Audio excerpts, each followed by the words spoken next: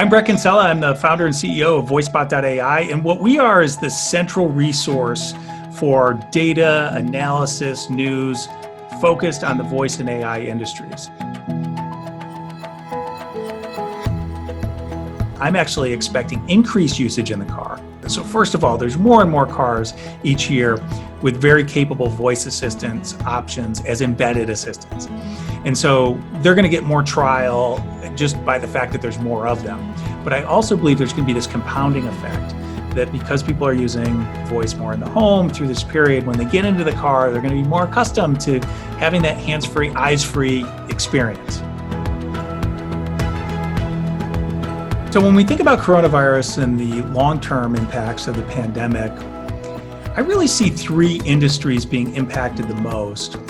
So first, healthcare, and then I'll say government, and then media, particularly audio media. Let's start with healthcare. So there were a lot of inbound calls, there were emails, there were people trying to go to the website to see if there was a chatbot available in order to find out information about where they could get testing, if they could see their doctor, what their concerns should be, what the symptoms are, all these things that people would normally want to do around their own personal health. And what this exposed was that the healthcare system that we have today really doesn't have capacity to answer that amount of volume. And so one of the first things we saw was a rapid adoption of chatbots for websites. And we had some voice assistant or voice interaction capabilities, maybe Voicebot you might say, also being deployed in call centers so that the healthcare systems could actually start, and doctors' offices could actually start answering some of these questions, because a lot of the questions were very routine. Once they get to a point where they cannot answer a call, they can then forward that on to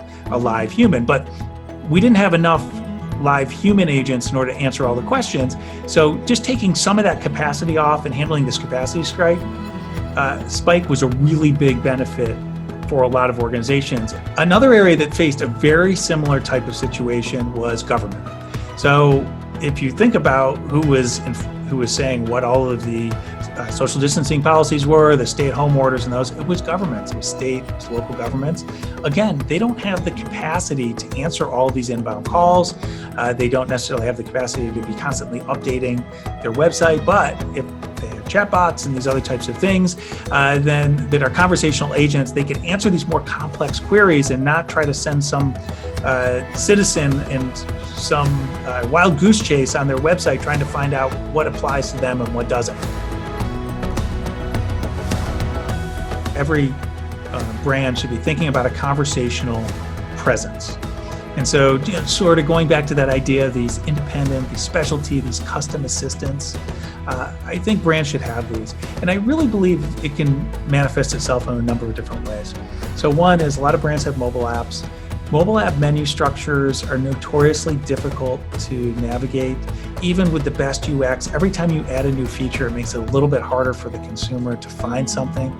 And so, but with voice, because it doesn't take up any screen real estate, you can actually help people have access to more of your services, get there faster. There's no like 3 swipes and a tap to get there. You can allow them to do compound requests that might be even more difficult to implement on a voice system. So, this navigation aspect is one that I really think is going to be an expectations going forward, just like touch and swipe became an expectation over the last decade.